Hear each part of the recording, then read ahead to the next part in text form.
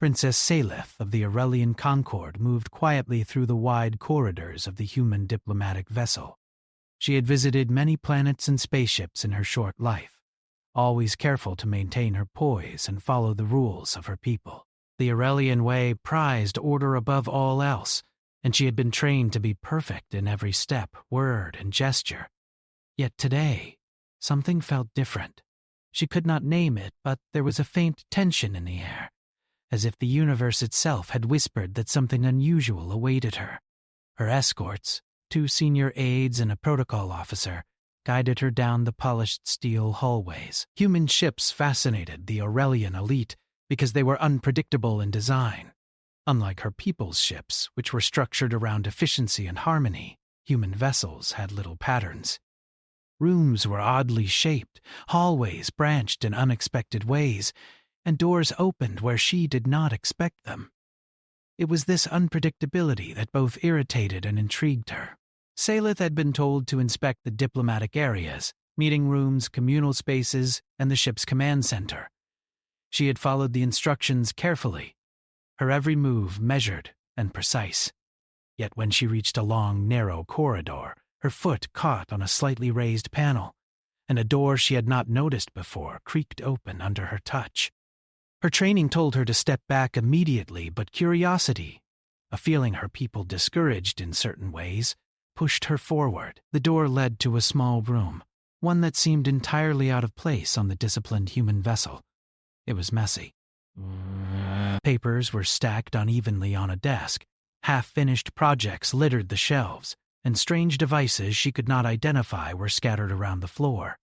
There were photographs taped to the wall, images of places, people, and events that looked ordinary yet full of life. A music player softly hummed a tune she could not recognize. A faint smell of books, food, and something sweet lingered in the air. Salith paused at the threshold, unsure whether she should enter. In all her travels, she had never seen anything like this. Her own quarters on her ship were immaculate, designed to reflect order, logic, and perfection. A human room, she realized, reflected chaos, but it was a chaos that felt alive. As she stepped further inside, her eyes caught on a small, worn notebook lying open on the desk. The pages were filled with handwriting, some neat, some messy, some corrected repeatedly. She could not read the words easily, for the script was different from her people's. Yet she felt a strange warmth as she looked at it. Whoever wrote this notebook seemed human. Each page was a window into the thoughts, mistakes, and ideas of a single person. It was an individual's mind made visible. Salith's heart, something her culture had long taught her to control and hide, skipped in a way she did not understand. She moved slowly, noticing more details. A small model of a spacecraft, unfinished sketches pinned to a corkboard, a tiny plant growing in a cracked pot by the window. The room felt lived in, imperfect, yet entirely authentic. She had never imagined that someone could live like this and be entirely content. For a moment, she forgot she was a princess. She forgot the rules, the etiquette, and the endless expectations placed upon her. She only saw a human being, someone who dared to be themselves in a universe that often demanded conformity. Her eyes fell on a pair of shoes left carelessly by the bed. She could see the shape of the person who wore them, the way they moved, the choices they made, all revealed in the simple act of leaving shoes where they pleased. She found it strange and compelling. Humans, she realized, did not fear imperfection. They embraced it. Suddenly, a sound startled her. The door at the far end of the corridor opened slightly, and a shadow moved across the room. Salith froze, unsure whether to hide or flee. Her instincts told her to retreat immediately, but she stayed. She had no idea who might be approaching, whether it was a human crew member or someone from her own group who had come searching for her. Before she could react, the shadow disappeared. It left the room quiet again, but Salith could feel her pulse racing. Her mind, trained for calculation and precision, began to whirl with questions. Who was this human? How could one person create such a space filled with personal touches, objects and thoughts. What did it mean that they were comfortable being themselves, while everyone else expected them to follow rules? She moved to the window and looked out. The stars were distant and cold, but inside the room everything seemed warm, alive, and real. She realized she had spent far longer here than she intended, lost in observation. A part of her wondered if she could ever return to her own ordered life and feel the same satisfaction she felt in this chaotic space. Her training reasserted itself just in time. She remembered her role, her duties, and the need to maintain decorum. She stepped back, took one last look at the room, and left, closing the door behind her. The hum of the music and the smell of books lingered in her mind, leaving an imprint she could not erase. Walking back to the main corridor, she noticed the differences again. The humans walked freely, their expressions changing with thought and emotion. They laughed, argued, and paused to notice small things. It was inefficient, illogical, yet beautiful in a way that Salith could not name. She had seen other cultures, other civilizations, yet none had shown her this level of individual freedom. For the first time, she felt something unfamiliar. Curiosity mixed with admiration, and perhaps even longing. Could one person's choices and personal expression hold so much meaning? Could a single human life contain more depth than an entire fleet of Aurelians who followed their code to perfection? Her aides called her name. Breaking her trance, she moved quickly, regaining her composure. When she rejoined them, they noted her thoughtful expression. Salith smiled politely and nodded at their questions, but inside, her mind was elsewhere. The room, the chaos, the life contained within a single human space. She could not stop thinking about it. That night, aboard her own ship, Salith could not sleep. She replayed every detail she had observed. Each object, each odd placement, each tiny imperfection. She realized she had never felt this way before, like the universe had shown her a secret it had kept hidden from her people. She wondered if the human, whoever they were, realized how much power their simple choices held. Her dreams were filled with scattered papers, soft music, and the smell of books. She saw herself walking among humans, touching objects without concern for order, laughing without thought for protocol, and simply existing as herself. It was exhilarating and terrifying. She woke with a sense of excitement she could not name, a strange pulse of energy that told her life had just shifted in a subtle but irreversible way. For Salith, the accidental visit was no longer just an accident. It was a glimpse into a life that her culture could not understand, a life that celebrated individuality, imperfection, and choice. She did not yet understand what it meant for her future, but she knew one thing. Something had changed inside her, and there was no turning back. Salith could not stop thinking about the room she had accidentally entered. Even though she tried to focus on her duties, her mind kept drifting back to the chaos of that human space, the scattered objects, the music, and the strange warmth she had felt there. She had been trained to dismiss distractions, to prioritize protocol and perfection above curiosity. But this was different. Something about that room had lodged itself deep in her mind, refusing to leave. Her curiosity grew stronger each day. She began asking questions, carefully and subtly, about the humans aboard the diplomatic vessel. Her aides, trained to shield her from anything that might upset her sense of order, noticed her unusual attention. "Princess, you have seen all areas required for your inspection," one said, his voice cautious. "There is no need to linger on this one crew member's quarters. It is private and irrelevant to your duties." Silas smiled politely, as she always did when deflecting unwanted commentary. Yet, inside, she felt a quiet determination. She had been trained to observe and analyze, and this human's room was far more than a simple living space. She wanted to understand the occupant, to see how one human life could be so vibrant, so full, and yet so ordinary. Over the next few days, Salith found ways to cross paths with the human who had left such a strong impression on her. His name, she discovered, was Evan Hale, a technician who worked quietly behind the scenes. often unnoticed by the higher-ranking officers. He was not remarkable in appearance or status, and by Aurelian standards his life seemed insignificant. But as she watched him from a distance, she noticed something extraordinary. He moved through the world with confidence and ease, unconcerned with perfection or judgment. He laughed when things went wrong, apologized when necessary, and continued forward without fear. Salith observed him repairing a complex machine that had malfunctioned. While the Aurelian way would have dictated meticulous preparation, precise calculations, and constant consultation with supervisors, Evan approached the task differently. He studied the problem, tried a solution, adjusted it, failed, and tried again. Each attempt revealed his thought process, his intuition, and his willingness to take risks without the guarantee of success. It fascinated her. She had always been trained to avoid mistakes, to plan every action and predict every outcome. The Aurelian way valued control above all, and errors were seen as weaknesses. But here, in Evan's hands, mistakes were not failures. They were opportunities to learn, to explore, to improve. He embodied a freedom that Salith had never experienced.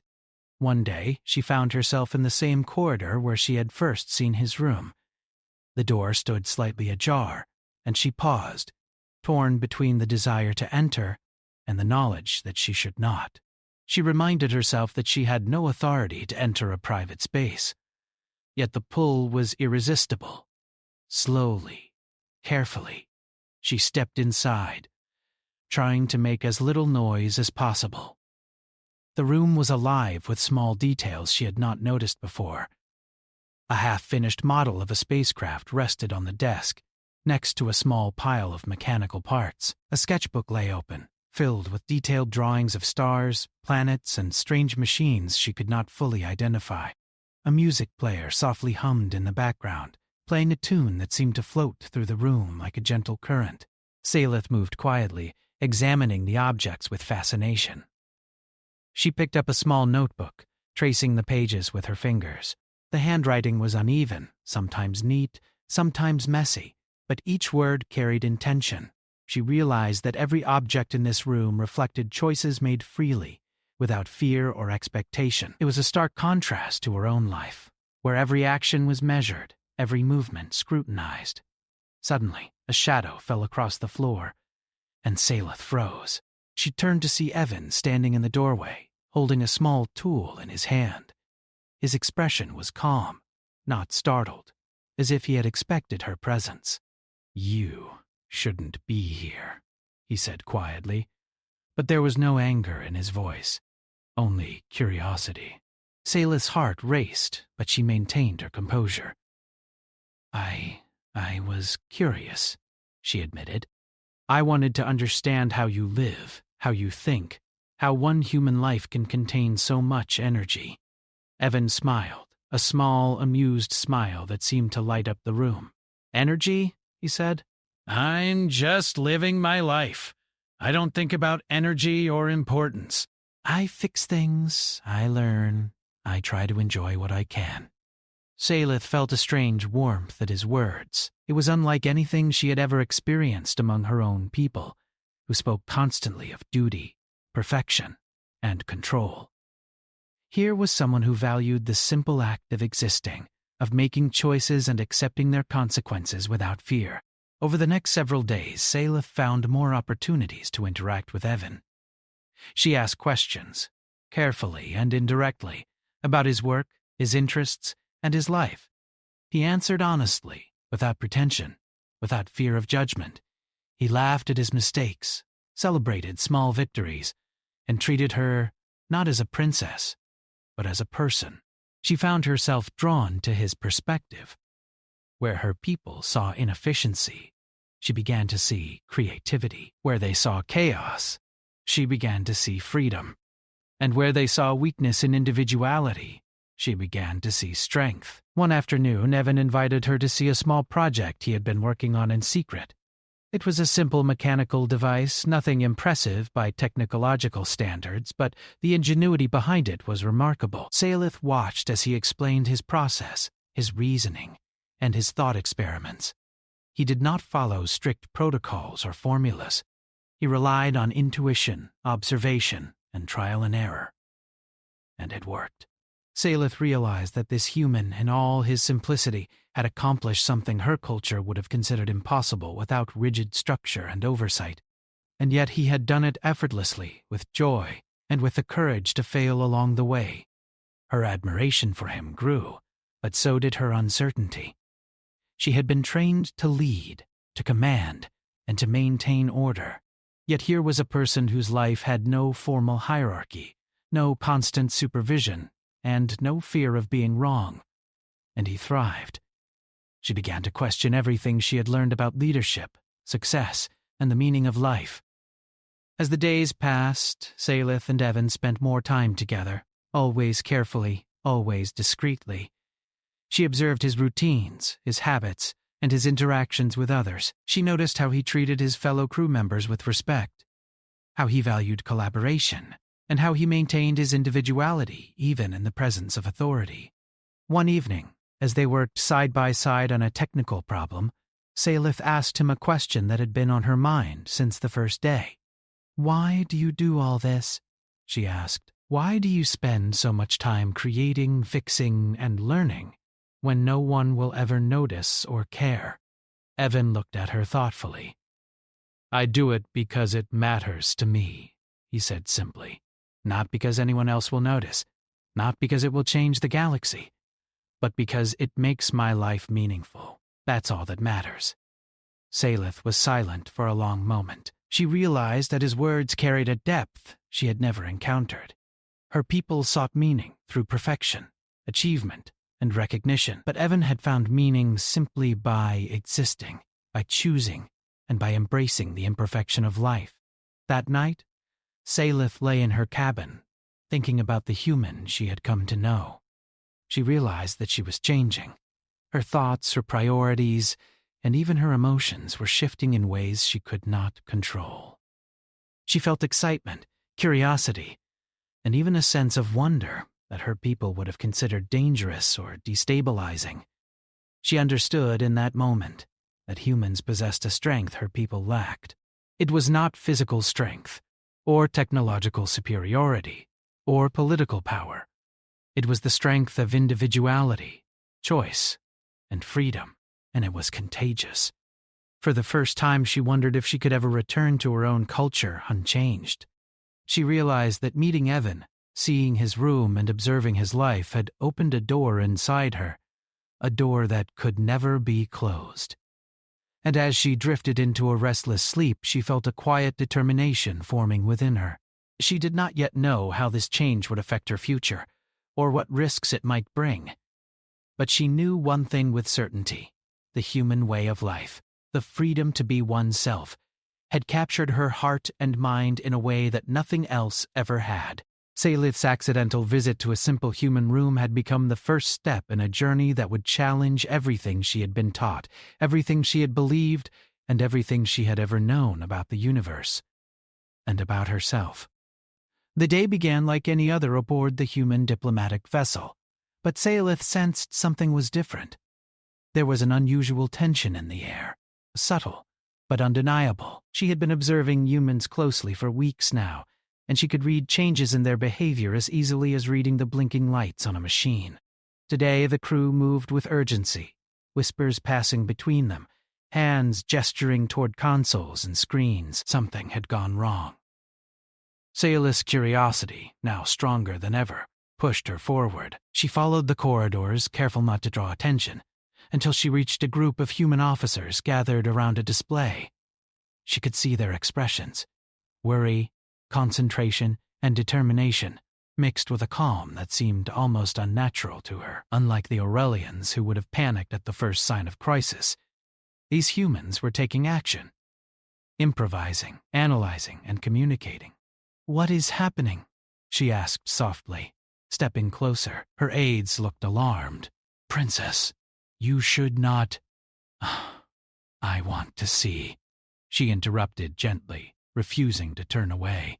"I need to understand." The display showed a complex network of signals from several nearby ships. Some of the readings were erratic, suggesting sabotage. A vessel had been compromised, and the humans were working to identify the source. To Salith, it looked chaotic, a tangle of variables that no ordered mind could untangle quickly. Yet the humans worked with quiet confidence, trusting their instincts and intuition as much as their training. Evan appeared at her side, carrying a datapad and a small set of tools. "We've detected unusual interference," he explained. "It could be a malfunction, or someone could be trying to cause trouble." "We don't know yet." He glanced at her, his expression calm but serious. "We'll figure it out. We always do."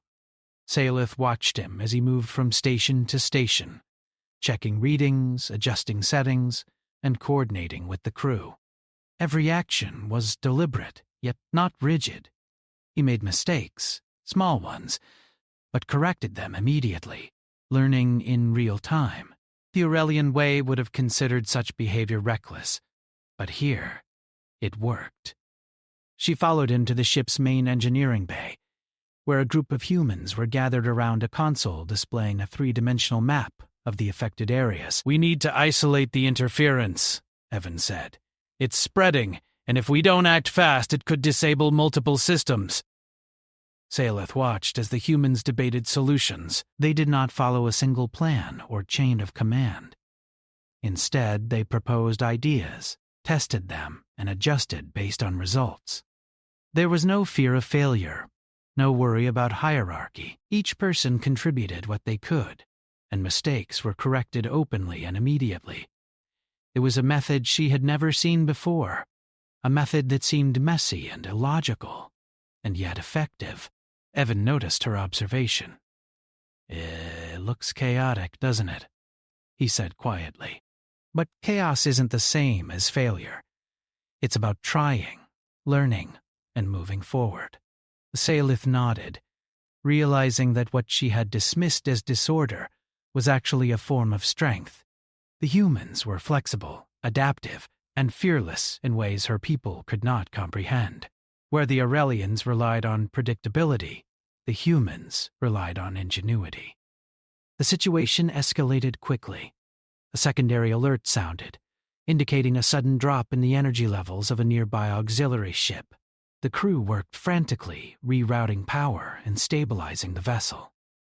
Salith followed Evan as he guided a small team to assess the problem directly.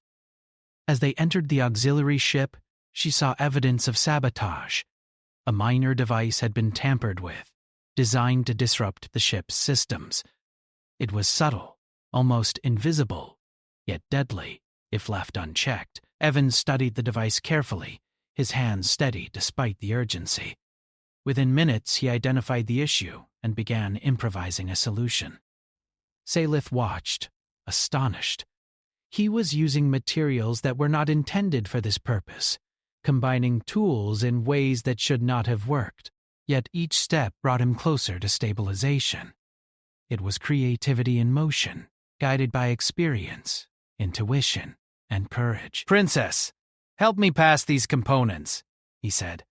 "We'll need all hands to fix this before it spreads further." She stepped forward, her movements precise but willing to follow his lead. Together they worked methodically, Salith learning on the fly, realizing that human strength came not from perfection, but from adaptability and trust in one's own judgment. Minutes passed like hours, but gradually the situation improved. The interference was isolated, the auxiliary ship stabilized, and the immediate threat neutralized. The crew breathed collectively, a quiet relief passing through the room. Salith felt exhilarated, a rush of admiration and wonder for the humans around her. They had faced a crisis without hesitation, relying on their ingenuity rather than rigid rules, and they had succeeded. Later, in a quieter corridor, Salith spoke with Evan. I do not understand how you do this. Your people, your culture, they would have failed in this situation. We rely on perfection, on certainty. You rely on yourself, on choice. And yet, it works. It's not about being perfect. It's about trying. about not being afraid to make a mistake. We learn faster that way. Sometimes it works, sometimes it doesn't. But we keep going. Saelith reflected on his words. Her people viewed mistakes as shameful, as a mark of weakness. Yet here, mistakes were tools, lessons, and stepping stones to success. She realized that humans had something her civilization lacked: resilience born from freedom, not control. That night, she returned to her quarters with her mind buzzing. She could not stop thinking about the events of the day. Humans were not merely adaptable. They were dangerous in the best possible way. They were unpredictable, creative, and unafraid to challenge expectations, and it fascinated her, because she could see how these qualities might change everything about her own life and the way she viewed leadership.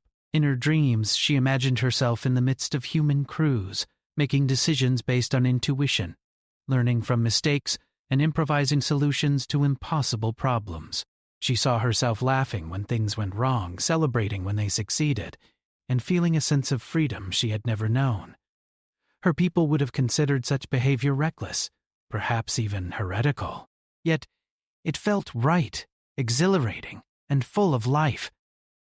The following day, she sought Evan again. She wanted to understand more, to learn from him directly. He was working on another project, a mechanical system intended to improve the efficiency of the ship's power distribution. Saelith approached cautiously, mindful of his focus. "Princess," he said, glancing up and smiling. "I was hoping you'd join me. I think I can use a second pair of hands." They worked together, side by side, exchanging ideas and testing solutions. Saelith realized that in this environment, hierarchy mattered less than skill, creativity, and willingness to act. Decisions were judged on their results, not on the rank of the person making them. She began to see the true value of human ingenuity. It was not just in their technology, but in their mindset. As they continued, a sudden alert sounded. Another ship in the fleet had reported anomalies, this time in navigation systems. Evan and Saelith rushed to analyze the situation. Again, Saelith saw the humans in action, improvising, testing, failing, and succeeding. Each failure was a lesson, each success a step forward. Her heart raced with excitement as she realized that humans did not merely adapt, they thrived under pressure. By the end of the day, the immediate crisis was resolved. The fleet was stable, and the threat neutralized. Saelith felt a mixture of exhaustion and exhilaration. She had seen humans act in ways her people could never imagine, and she had begun to internalize some of their methods herself. Her mind was open to new ideas, new ways of thinking, and new ways of leading. She understood, in a deep and profound way, that her accidental visit to Evan's room had set her on a path of transformation. The human strength did not lie in perfection, rules, or predictability. It lay in choice, courage, and the willingness to embrace imperfection. As she walked through the corridors that evening, she noticed the crew moving with quiet confidence, their actions coordinated yet fluid. They were ordinary individuals, each with flaws, strengths, and ideas of their own, and together they could face challenges that her people would have deemed impossible. Saelith knew that the lesson she was learning would not be easy to carry back to her own civilization. The Aurelian Concord valued order above all, and she had begun to see the limitations of that philosophy, yet she felt an excitement she had never known. Change, she realized, could begin within herself. And as she drifted to sleep that night, she thought of Evan, of the room, and of the humans who had shown her a new way to live, to lead, and to face the universe. The accidental visit had begun as a simple curiosity, but now it had become a revelation. Saelith was changing, and nothing would ever be the same. The morning air aboard the human diplomatic vessel was filled with quiet energy, a tension that Saelith could sense immediately. The previous incidents had been resolved, but whispers of a larger problem had begun to circulate. Intelligence suggested that a rival faction had initiated a complex sabotage scheme across the fleet. The humans were moving fast, coordinating responses, and improvising solutions. Salith felt her pulse quicken, not with fear, but with anticipation. She had seen the strength of humans in action before, but now she would witness it at full scale. Evan appeared beside her as she entered the command center. "We've got multiple anomalies," he said, his voice calm but precise. "Power fluctuations, navigational interference, even life support irregularities on one ship. We need to isolate the sources and prevent escalation. It's going to be tricky." Salith nodded, her mind already racing. She had observed humans in crisis before, but this was different. The scale was immense, and the stakes higher than she had imagined. Yet she felt no fear. The humans' calm confidence had begun to infect her, shaping her perspective in ways she could not have predicted. The command center was a whirlwind of activity. Officers and technicians moved quickly, checking readings, adjusting controls, and communicating with other ships.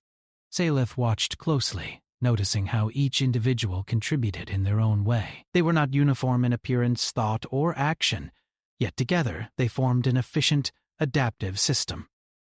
Where the Aurelians would have relied on a single flawless plan, the humans relied on each other, on their intuition, and on their willingness to act without certainty.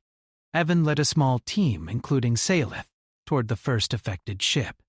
"We'll need to work fast," he said, glancing at her. "Stay with me and follow my lead. Things may change quickly, so be ready to adapt." The shuttle ride to the ship was tense. Salith observed the human crew working together seamlessly, issuing orders, making calculations, and improvising solutions as new data arrived. Each person took responsibility for their actions, and each failure was treated as an opportunity to adjust, not a reason for blame. She realized that this mindset was what made humans so powerful. When they arrived, the scene aboard the affected ship was chaotic. Systems flickered, alarms sounded, and crews ran from console to console. Salith felt a pang of doubt. This was unlike any situation she had ever faced. The Aurelians would have frozen in the face of such disorder, analyzing endlessly before acting. Yet here, the humans moved with decisive energy, trusting themselves and each other. Evan quickly identified the primary source of the interference, a small device planted within the ship's power core. It was subtle, clever, and designed to maximize disruption, without detection. He examined it carefully, explaining the problem to Salith as he worked. "This is intricate," he said. "Not impossible, but tricky. We need to dismantle it carefully, while rerouting power to keep the ship operational." Salith followed his instructions, assisting where she could. Her movements were precise, her mind focused, yet she marveled at the improvisation required. Evan combined tools in ways she never would have imagined, repurposed components, and adjusted procedures on the fly. Each adjustment brought them closer to success, and yet there was a tension, a thrill in the uncertainty. Hours passed in a blur of concentration. Salith saw firsthand the courage it took to act without certainty, to trust one's instincts, and to learn from immediate feedback. Humans did not require perfection. They required adaptability, creativity, and a willingness to fail forward. And it worked. Finally, the device was neutralized. Systems stabilized, alarms fell silent, and the crew of the affected ship let out a collective sigh of relief. Salith felt a surge of admiration for the humans around her. They had faced a complex, multi-layered threat with no guarantee of success, and had prevailed through ingenuity, cooperation, and resilience. Back aboard the diplomatic vessel, Salith reflected on the day's events. She realized that human strength was not measured in technology, military power, or rigid strategy. It lay in their ability to think freely, act decisively, and adapt in real time. Their unpredictability was not a weakness. It was their greatest weapon.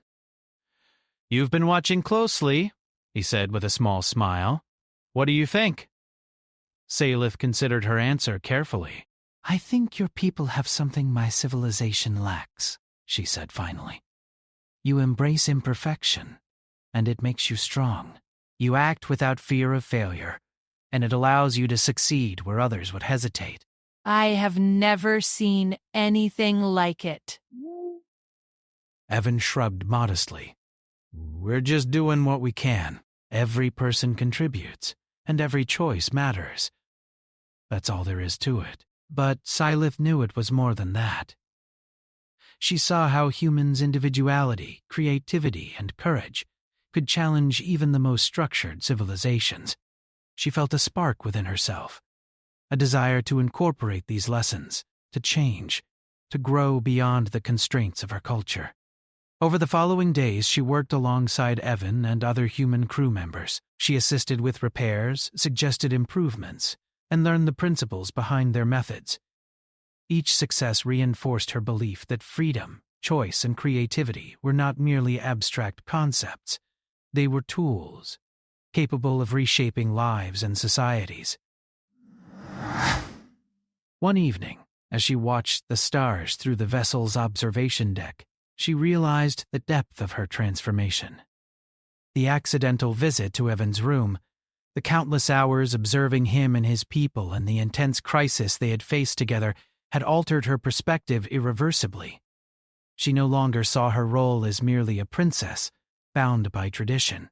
She saw herself as a bridge between two worlds, the structured perfection of her people and the adaptive ingenuity of humanity. Her aides noticed the change in her demeanor. She no longer relied solely on protocols or rigid rules. She made decisions based on observation, intuition, and a willingness to embrace uncertainty. They were unsure how to respond, but even they could see the results. She was more effective, more confident, and more alive than ever before. Sylith knew that when she returned to the Aurelian Concord, her choices would be questioned. She would face resistance from those who valued order above all else. Yet she felt no fear. Humanity had shown her a new way to live and lead. She understood that the strength of individuals, the courage to act despite uncertainty, and the freedom to make mistakes were gifts far more powerful than any doctrine. In the final hours of her stay aboard the human vessel, she visited Evan's room once more. She looked at the scattered objects, the music player, the notebook, and the small plant. It was the same room she had entered accidentally weeks ago, yet it now symbolized something greater, a world of possibility, individuality, and freedom. Evan appeared in the doorway. "Leaving already?" he asked lightly, though there was a hint of seriousness in his tone. Sylith shook her head. "I am not leaving." "Not entirely. I am taking this with me. Your lessons, your ways, your perspective. My people will not understand, and perhaps they will resist. But I will carry it forward, and I will not forget." He smiled, understanding more than words could convey. "I think that's all any of us can do. Learn, adapt, and keep moving forward." As she prepared to depart, Sylith felt a sense of purpose she had never known. She had witnessed humans in crisis, observed their courage and ingenuity, and understood their strength. She had learned that perfection was not the measure of a life, and that freedom, choice, and adaptability could achieve what structure alone never could. The shuttle lifted off, leaving the human vessel behind. Sylith watched it shrink into the distance, carrying with it a world of ideas, lessons, and possibilities. She knew that when she returned home she would face scrutiny and doubt, yet she felt ready, strengthened by the human's example and inspired by the one person who had opened her eyes, Evan Hale. For the first time in her life she understood that change began with one person, one choice, one act of courage. Humanity had shown her a new path, one that she would follow no matter the cost. And as she looked out at the endless stars, she felt a quiet certainty that the universe was far bigger, richer, and more alive than she had ever imagined. Sylith had arrived as a princess bound by duty, tradition, and perfection. She left as someone transformed, carrying the spark of human ingenuity and courage into her own world, ready to reshape it with lessons learned from a simple human life. The accidental visit to a room, the quiet determination of one person, and the strength of humanity had changed her forever, and in that moment she understood the truth that had always eluded her people. Strength is not in perfection. It is in choice, courage, and the freedom to be alive.